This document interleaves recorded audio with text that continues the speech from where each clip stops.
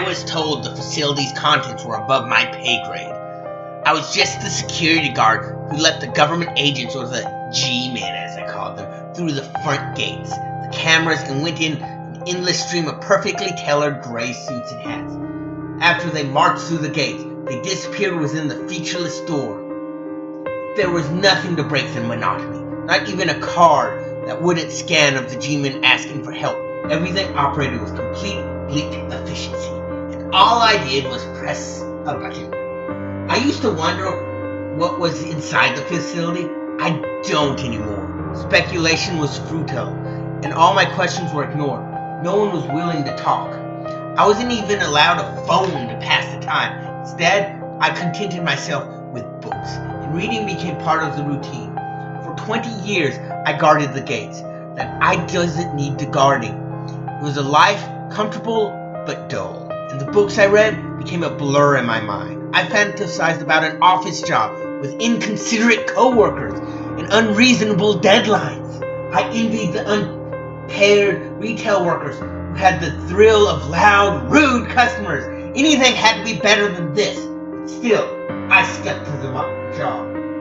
In retrospect, it wasn't a bad living. It was better to be bored and sleepy than scared. It all began with the G-man whose card wouldn't scan. I was halfway through a book, eyes half closed, but the beeping of a scanner made me look up. The G-man seemed surprised.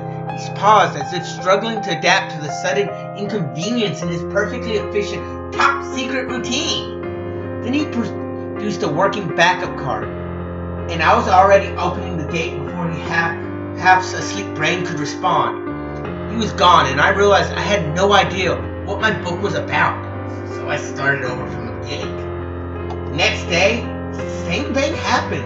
The same beeping aroused me. I let the G-man through, and then he was gone. But I knew something wasn't right. It was 2 failed scans in 2 days, when before there was none. I was awake the rest of the day. I looked closely at everyone who came through. The same perfectly tailored gray suits and hats. The same perfect efficiency.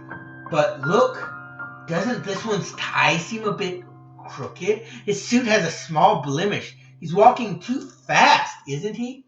Over the next week, there was no more beeping, but every G-man that arrived seemed a little more disheveled and hurried than the last. Some of them were practically strangling across the gates before they had scanned their cards, and they all carried guns. They all carried guns before? Then another card didn't scan. The G-man produced his backup card in a flourish, but instead of opening the gates, I turned on the microphone and asked hoarsely, "What's going on?" The G-man replied, "That's none of your business." He was glaring at me, daring me to ask another question. I let him through. It was my job, after all. When another card didn't scan, I didn't bother as the G-man reached into his pocket. I pressed the button. He hesitated, shooting me a glance. Then he hurried through the open gates. For some reason, I felt vindictive. I'd surprised and interrupted his routine. That was when the rumbling started. First, I refused to believe it, but it was unmistakable. The facility was emanating a low rumbling, and a steady drone filled the air. The G-men were getting scared. They arrived missing ties and gripping guns. As the rumbling became introspective, with loud bangs and cracklings, they became increasingly tense and agitated. Whatever was in the facility, it was out of their control.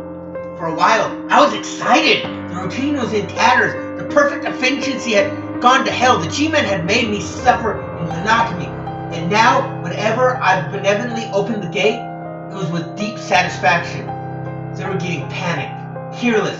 When my shift ended, I began finding things on the ground. An oily ring, a shattered loop, a blood-stained handkerchief. I brought them back. The rumbling became a backdrop in my mind, low, soothing, even present. I could see nothing from the outside, but the sound never wandered away until I left. Tonight, that changed too. As I drove home, I didn't notice that the rumbling followed. The highway seemed deserted, but then I became aware of the rumbling. I glanced in the mirror. There was a dark figure following the road behind me. It was rapidly gaining distance. I slammed on the brakes, dove out of my door. My handgun was already cocked and it flashed. Once, twice, again! The figure fell to the ground, and I ran over, switching on my flashlight to shine on the body. What I saw confirmed my suspicions. It was a G-man, with a perfectly tailored suit, hat trimmed immaculate, save for the hole in the middle of the handkerchief in the suit's front pocket was stained red, blood red. I would have reached into his pocket, except then there was a loud bang, and I looked up and saw some more silhouettes in the far distance coming my way. I jumped back into my car and fled. That was hours ago. I'm safely home now, but I can still hear a faint rumbling. I really shouldn't go back to work tomorrow. Yet, there's something strange desiring me to go back. I have a job to do, after all.